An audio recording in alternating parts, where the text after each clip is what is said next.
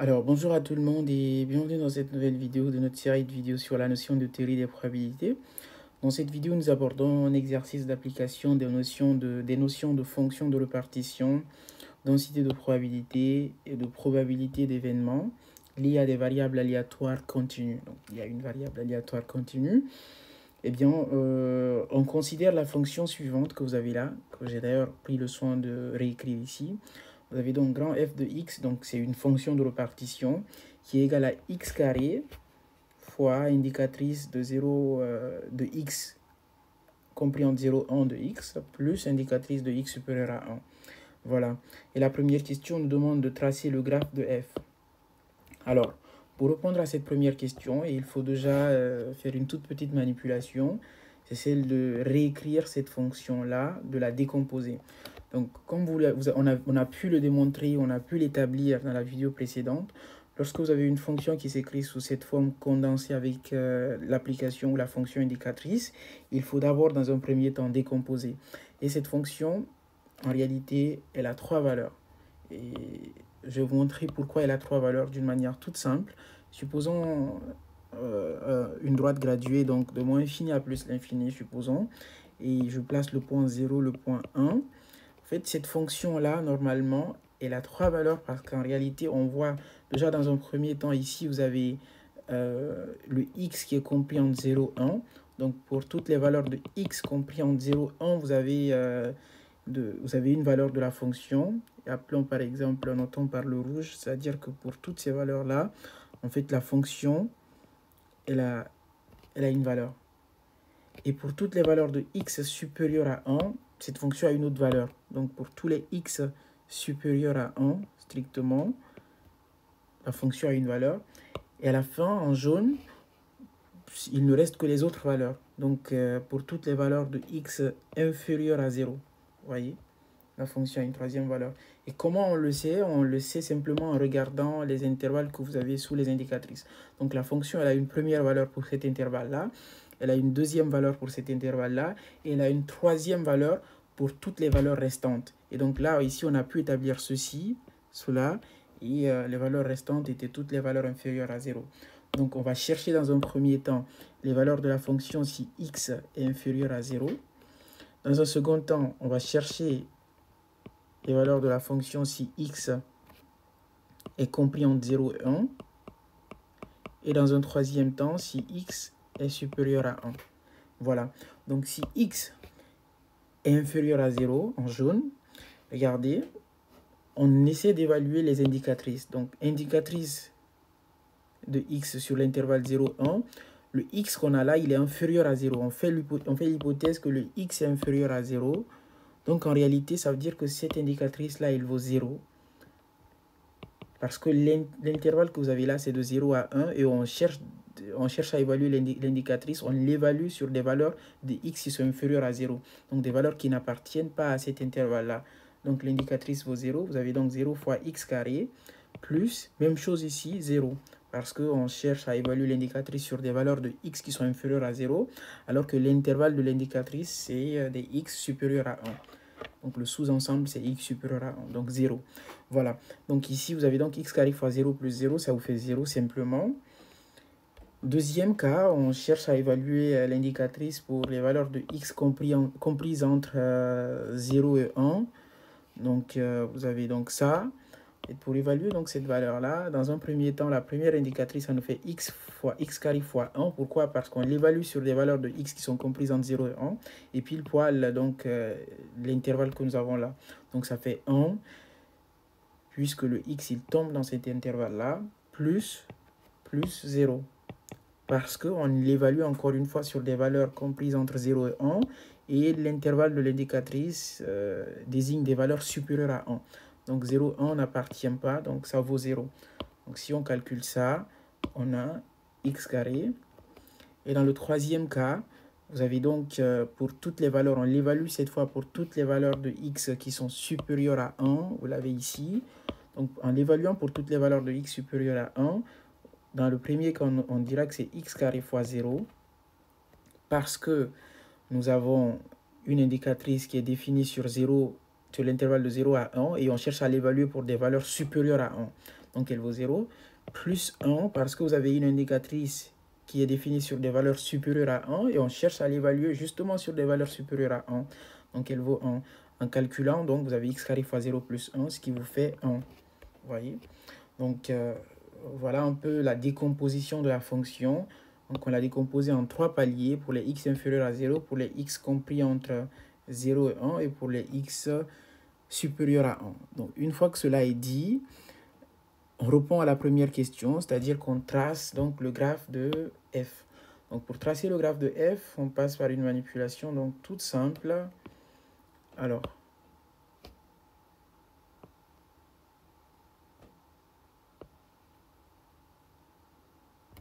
donc si vous voulez, même si ça n'a pas d'importance, mais bon, je prolonge. Alors on a x, on a y, et là vous avez 0. Supposons que là on a 1, l'unité, et par là également, en supposant que c'est la même valeur, on a 1. Donc on a un repère orthonormé. Donc sur l'axe des abscisses, vous avez les x, et sur l'axe des ordonnées, vous avez les y. Donc la première situation, pour tous les x inférieurs à 0, donc pour toutes ces valeurs de x inférieures à 0, vous voyez, on nous dit que y que vous avez là vaut 0. Donc pour 1 par exemple, pour moins 1 comme valeur de x, le y vaut 0, donc toujours ici. Pour moins 2, le y vaut 0, donc toujours ici. Donc ça veut simplement dire que la fonction donc f grand F de x, elle vaut 0 pour toutes les valeurs de x inférieures à 0. Ça veut dire qu'elle est simplement située sur cette ligne-là. Voilà, elle est là. Elle est confondue à l'axe des abscisses. Donc s'il faut, attendez, je précise un peu, voilà. Voilà, supposons ça. Donc, elle se limite là. Si vous voulez vous en convaincre, dites-vous simplement pour toutes les valeurs de x inférieures à 0. Si on suppose par exemple moins 1, ça nous donne le couple, parce que pour toutes les valeurs inférieures à 0, on nous dit donc que la fonction vaut 0. Donc, le y est égal à 0. Donc, ça vous donne par exemple pour une valeur de x inférieure à 0, supposons moins 1, ça vous donne le couple moins 1, 0. Pour moins 2, ça vous donne 0. Pour moins 3, ça vous donne 0. Donc, en fait, ça vous donne que des valeurs où le y il est nul à chaque fois parce qu'on nous dit que le f de x il est nul pour toutes les valeurs de x inférieures à 0. Donc, s'il faut placer ces points-là, on dirait par exemple que le moins 1 ici, c'est moins 1, 0. Donc, moins 1 et y 0, donc ça correspond toujours à un point ici. En fait, le point il sera toujours sur l'axe des abscisses.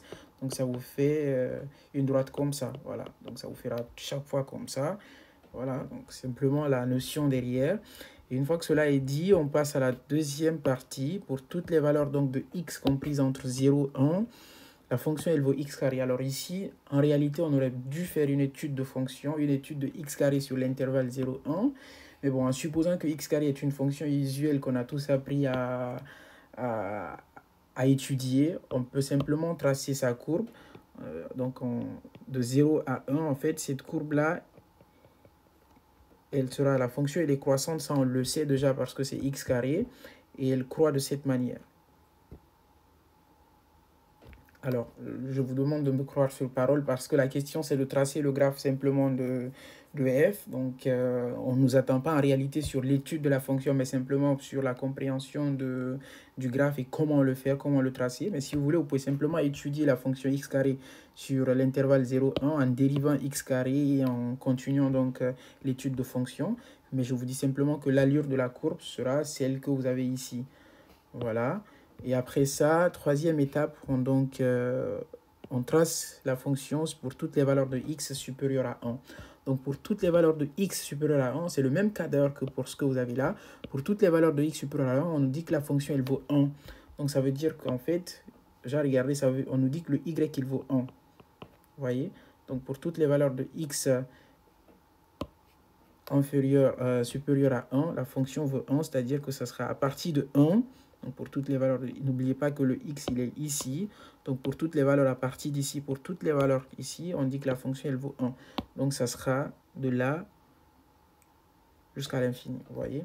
Donc si vous voulez, pour les questions de cohérence, je mets ça en jaune. Voilà. Donc vous voyez le jaune qui est là, on a pu le tracer. Le rouge il est là. Et après le vert, bon, j'ai mis du bleu, mais bon, vous comprendrez. Voilà.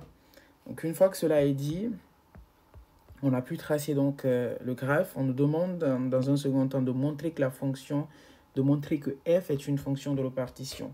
Donc pour montrer que f est une fonction de répartition, déjà montrons que f est une fonction de répartition. Pour montrer cela, il faut passer par deux étapes. La première étape, c'est la croissance de f. Alors, pour montrer que f est croissante, il faut, comme on a pu le faire dans les études de fonctions, il s'agit de démontrer que quel que soit x, en fait, la dérivée de f, c'est-à-dire f dérivée de x, est toujours supérieure ou égale à 0. Donc, quel que soit, si on arrive à démontrer ça, en fait, on aura démontré que f est croissante. Donc, on va calculer la dérivée de f. La dérivée de f, en fait, c'est simplement dans un premier temps, donc en fait, on se réfère à ça, la valeur décomposée de f. C'est là qu'il était intéressant aussi de décomposer f. Donc, ça sera, si on dérive 0 que vous avez là, ça vous fait 0. Donc, ça sera 0 si x est inférieur à 0. Et ici, la dérivée de x carré, ça vous fait donc 2x. Ça fera 2x si x est compris en 0, 1. Et enfin, on dérive 1, donc ça fera 0 si x est supérieur à 0. Donc 0 si x est supérieur à 0. Est supérieur à 1, pardon. Donc x supérieur à 1, voilà. Donc voilà, une fois que cela est fait, la question c'est est-ce que ces trois valeurs-là sont toujours supérieures à 0? Parce que n'oubliez pas, on cherche à établir que quel que soit x, la valeur de la dérivée est supérieure à 0 ou égale. Donc ici déjà, on voit qu'effectivement c'est bon. Ici aussi c'est bon parce que la fonction en fait elle est égale à 0 et dans l'écriture on veut soit supériorité ou égalité. Donc ici c'est 0, c'est bon. Et dans l'intervalle de 0 à 1, on voit que la fonction en fait de 0 à 1 elle vaut 2x. Et de 0 à 1 nous sommes avec des valeurs positives. Donc 2 fois une valeur positive, on va toujours avoir une valeur positive. Donc effectivement la fonction elle est supérieure à 0. Donc, si vous voulez, vous pouvez simplement préciser que vous le savez. Donc, ici, on peut dire, alors, f dérivée de x est supérieur ou égal à 0 parce que le 0 est inclus. Donc, ici aussi, c'est bon. Donc, on peut conclure que quel que soit x, alors, quel que soit x,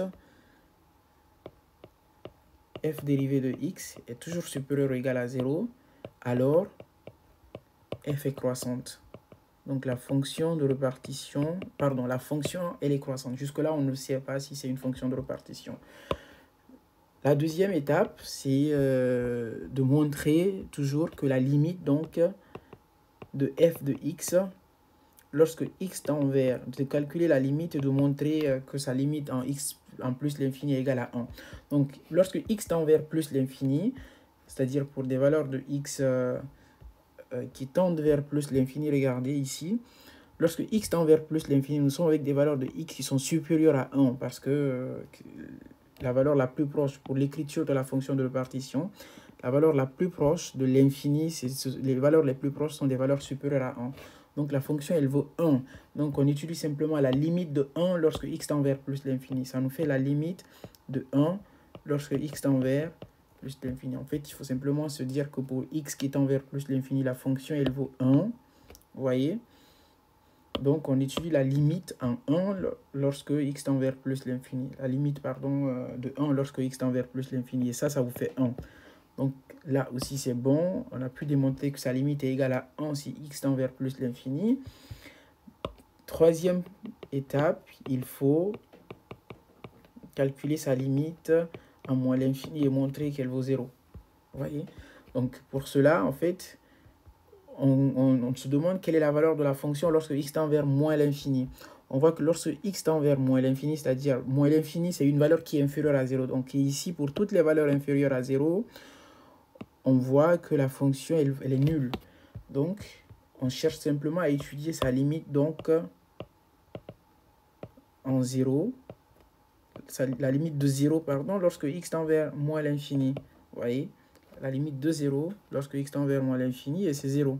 Donc ici également c'est juste, on a pu démontrer que sa limite est nulle lorsque x tend vers moins l'infini. Donc si ces trois conditions on a pu les réunir, alors on peut effectivement statuer que f est une fonction de répartition. Alors f est une fonction de répartition.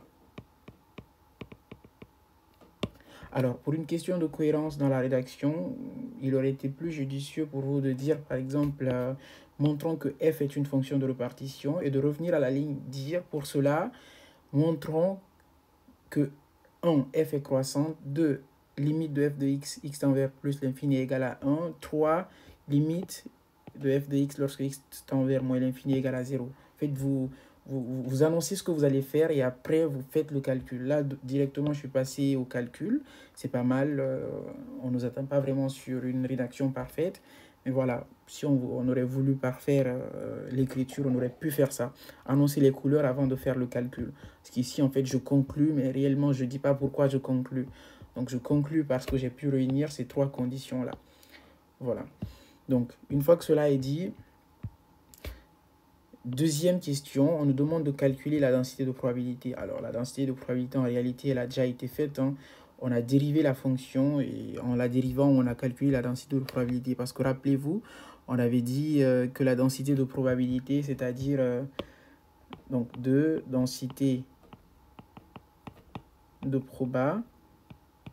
Donc, on avait dit que f de x donc est égal simplement à la dérivée de la fonction de répartition. Et donc la dérivée de la fonction de répartition, comme vous avez pu le voir ici, en fait, simplement c'est ce que j'ai écrit là. Donc on va réécrire ça et on va faire une toute petite manipulation après. Donc c'est 0 dans un premier temps si x est supérieur à 0. C'est 2x si x appartient à l'intervalle 0, 1. Et c'est 0 si x est supérieur à 1. Et vous voyez, qu'est-ce qu'on va faire? On va simplement donc dire qu'au final, la fonction de répartition, c'est 2x si x est compris entre 0 et 1, et 0 sinon. Parce qu'on voit qu'elle vaut 0 dans deux cas. Si x est supérieur à 0 et si x est supérieur, si x est, oui, supérieur, alors je pense que c'était inférieur, oui, c'était inférieur, pardon. Donc elle vaut 0 si x est inférieur à 0 et 0 si x est supérieur à 1. Donc, on résume simplement qu'elle vaut 2x dans ce cas-là et qu'elle vaut 0 dans tous les autres cas. Donc, le sinon, il vaut pour le terme dans tous les autres cas. Voilà. Donc, ici, on a pu répondre à la question quelle est la densité de probabilité. La question suivante, on nous demande donc de calculer... Donc 3, calculer la probabilité des événements suivants. Alors on va simplement calculer la probabilité dans le premier cas, parce que en réalité c'est la même chose pour tous les autres, que ce soit fermé ou ouvert. Donc on cherche la probabilité pour x qui appartient à l'intervalle moins 3, 0. Donc troisième question, cherchons par exemple la probabilité pour x qui appartient à l'intervalle moins 3, 0. Bon, j'ai bien pris le soin de fermer parce que c'était fermé ici, vous voyez. Donc fermé de moins 3 à 0. Donc en fait, c'est comme si vous aviez probabilité de x qui est encadré par moins 3, 0. Donc vous avez x qui est encadré par moins 3, 0. Et ça, en fait, il y a une propriété toute simple. On nous a dit que lorsque nous connaissons la densité de probabilité, calculer la probabilité de x qui est compris entre a et b revient simplement à faire f de b moins f de a. Donc, on fait simplement f de 0 moins f de moins 3. Et f de 0, attention, on l'évalue sur le x qui inclut 0. F de moins 3, même chose. Donc, on revient à la valeur de la fonction de répartition. Donc, f de 0, on remarque, on vérifie dans quel cas, en fait, le 0 est inclus. Donc, ici, on voit que le 0, il est dans ce cas-là. Parce qu'ici, on voit x compris entre 0 et 1. 0 est inclus, inférieur ou égal. Donc, en fait, on évalue f de 0 dans ce cas-là. Et f de moins 3, on va l'évaluer dans cette situation-là. Parce que ici, c'est pour toutes les valeurs de x qui sont inférieures à 0. Et moins 3 est une valeur de x qui est inférieure à 0. Donc, f de 0, en fait, si vous voulez, je vous l'écris en bleu. La fonction qui nous permettra d'évaluer f de 0, ça sera x carré. Et la fonction qui va nous permettre d'évaluer f de moins 3, ça sera 0. Regardez, je reviens, c'est simplement ça. Donc, x carré, c'est là qui va nous permettre, parce que le x qui est égal à 0, c'est ici. Et le x qui est égal à moins 3, c'est dans cette région-là. Donc, c'est la fonction 0. Donc, voilà, vous avez donc au final, ça sera donc égal à 0 carré moins 0 simplement. Parce qu'en fait, ici, f de 0, c'est au niveau de la fonction x carré, on remplace donc x par 0, ça fait 0 carré. Et ici, la fonction, elle était déjà nulle. Donc, quelle que soit la valeur, que ce soit moins 3, moins 4, moins 5, moins 6, la fonction elle sera toujours égale à 0. Donc, ici, c'est 0. Vous voyez? Donc, la fonction, elle est nulle. Voilà. Donc, ça, c'est bon. Et la probabilité donc, que x appartienne à l'intervalle moins 3, 0, elle est nulle. C'est ce que ça veut dire. Vous voyez? Donc, ça, c'est fait. Et si vous voulez, on fait simplement une... D'ailleurs, j'avais dit qu'on allait simplement faire cet exemple-là, mais je vous fais une précision, en fait. C'est exactement la même chose si on avait dit, par exemple, intervalle ouvert de moins 3 à 0. Enfin, à quelques exceptions près, bien sûr. Ça aurait été exactement la même chose. Parce qu'en fait, on aurait dit probabilité donc, de moins 3 inférieur à x, donc inférieur à 0. Et en fait, on aurait simplement fait la même chose, f de 0 moins f de 3, f de moins 3, pardon. Et on aurait évalué la fonction sur l'intervalle qui inclut donc 0 et la fonction sur l'intervalle qui inclut moins 3. Donc exactement le même calcul qu'ici. Donc en fait, que ce soit ouvert ou fermé, lorsque nous sommes dans le cadre de variables aléatoires continues, en fait, la propriété de continuité nous permet simplement de dire qu'en réalité, cette probabilité-là, c'est la même chose que cette autre probabilité. Voilà. Donc, en fait, ce sont les mêmes questions. Vous voyez, ici, par exemple, vous avez fermé, même chose, ainsi de suite. Par exemple, ça, non, ici, voilà. Ici, c'est fermé et ici, c'est ouvert. Donc, c'est simplement vous dire que la valeur que vous trouvez ici sera exactement la même valeur qu'ici. Donc, en réalité, on n'a pas besoin de faire tous les calculs. Donc, on va passer à la quatrième question. On calcule donc t tel que la probabilité que x soit supérieur à t est égale à 0,1. Donc, je vous réécris ça, pardon. 4. Calcul de t pour probabilité que x soit supérieur à t est égal à 0,1. Alors, je me rassure que c'était bien ça. Oui, on nous demande de calculer t tel que la probabilité que x soit supérieur à t est égale à 0,1. Voilà. Donc, ici, en fait, on va essayer de calculer donc ça en se servant de cette écriture-là. Probabilité que x soit supérieur à t est égale à 0,1. Et ici, qu'est-ce qu'on va faire dans un premier temps? On va mettre cette inégalité dans le bon sens. Pourquoi dans le bon sens? Vous allez comprendre.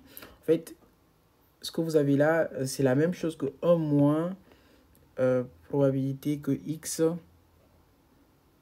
soit inférieur ou égal à t. Parce qu'en fait, il faut savoir que la probabilité que x soit supérieur à t plus la probabilité que x soit inférieur ou égal à t est égale à 1. Donc, un événement plus un événement contraire. Et donc, si on tire ça, ça vous fait donc probabilité que x soit supérieur à t est égale à 1 moins la probabilité que x soit inférieur ou égal à t. Donc, je remplace simplement ce qu'il y a là par ça. Donc, ça par ça. Voilà. Donc, en le remplaçant, on a donc 1 moins la probabilité que x est inférieur ou égal à t qui est égal donc à 0,9. Donc, ça me dira donc que, regardez, je prends celui-là, je l'envoie de l'autre côté. Donc, si vous voulez, je fais probabilité que x soit inférieur ou égal à t. En fait, ça change de membre, ça change donc de signe. Au lieu de moins, ça devient plus. Ça sera donc égal à quoi? Ça sera égal à 1 moins, pardon, 0,9. Ici, alors, c'était 0,1, pardon. J'ai anticipé un peu, je m'excuse. Alors, je reprends. Probabilité que x soit supérieur à t est égal à 0,1. Ça nous a été donné par l'exercice. Alors, ceci nous permet d'écrire cela. Ça nous permet simplement de dire qu'on peut l'écrire dans le sens 1 moins probabilité de x inférieur ou égal à t pour des raisons que j'ai expliquées tout de suite. Et c'est toujours égal à 0,1. Maintenant, on tire cette valeur-là, on l'amène par là, ça nous fait probabilité x inférieur ou égal à t qui est égal à 1 et on ramène celui-là de ce côté, 1 moins donc 0,1. Donc ça vous fait probabilité que x soit inférieur ou égal à t est égal à quoi? Est égal à 0,9. Voilà le 0,9 qui me hantait l'esprit. Donc une fois qu'on est arrivé là, en fait, ça, c'est l'écriture de la fonction de répartition. Parce que rappelez-vous, on avait dit que la fonction de répartition, c'est la probabilité. La fonction de répartition, en fait, en t, c'est la probabilité que x soit inférieur ou égal à une valeur t, à cette valeur t-là. Ça, c'est l'écriture de la fonction de répartition. Je vous invite à revoir la vidéo sur la fonction de répartition. Mais retenez simplement que lorsque vous avez probabilité de x inférieur ou égal à une valeur t, par exemple, ça vaut la fonction de répartition en cette valeur.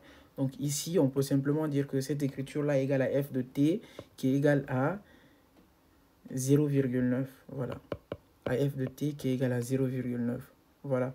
Et si f de t est égal à 0,9, on regarde en fait dans l'écriture de la fonction de répartition. Regardez. Regardez, n'oubliez pas, on a dit f de t est égal à 0,9. Et posons-nous la question donc, dans quel cadre, dans quelle situation, en fait, f de t peut être égal à 0,9. Alors, dans cette première situation ici, on voit que f, en fait, la fonction de répartition, elle est toujours nulle. Donc, elle ne peut pas être égale à 0,9. Ici, elle est toujours égale à 1. Donc, elle ne peut pas non plus être égale à 0,9. Donc, ça ne peut être que dans cette situation-là. C'est-à-dire qu'il ne peut être, on ne peut avoir que cette situation pour trouver 0,9. Voilà, j'en perds mes mots. Donc, on peut donc dire que f de t égale à 0,9 nous ramène à dire simplement que t carré, en fait, est égal à 0,9. En fait, c'est simplement vous dire que la fonction qui nous permet de trouver 0,9, c'est cette fonction-là. C'est en évaluant la valeur de t sur ceci que nous avons trouvé le 0,9. Donc on peut dire donc, que x carré, à la place de x carré, donc on met t carré simplement. Donc on peut dire que t carré est égal à 0,9 et donc que t est égal donc à plus ou moins la racine de 0, est égal à plus ou moins la racine de 0,9. Donc t est égal soit à moins racine de 0,9 ou à plus donc racine de 0,9. Et ça, la première valeur, elle est à rejeter. Ça, c'est à rejeter simplement parce que, en fait, dans ce cadre, dans le cadre où nous avons x carré, la valeur de x doit être toujours comprise entre 0 et 1. Donc, elle doit être positive. Et donc, moins 0,9 qui est une valeur négative est à rejeter. Donc, on garde simplement racine de 0,9, ce qui nous permet donc de dire que t est bel et bien égal à racine, pardon, de 0,9. Voilà. Donc, voilà ce qu'il fallait faire dans le cadre de cette question-là.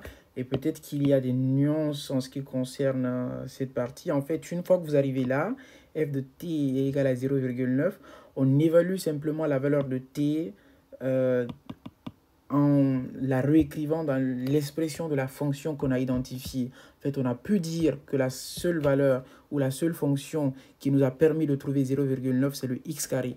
Donc, c'est en faisant t carré qu'on a pu trouver 0,9. Donc, on cherche quelle est la valeur qu'on peut élever au carré qui va nous permettre de trouver 0,9. Donc, t carré est égal à 0,9. Donc, t est égal à plus ou moins racine de 0,9 qui nous donne donc racine de 0,9 puisqu'il fallait rejeter le moins. Voilà. Si vous avez des questions, en tout cas, n'hésitez pas. Je pense qu'on pourra mieux édifier tout un chacun à travers les questions. Je suis là et pour ma part, je vous dis à la prochaine vidéo.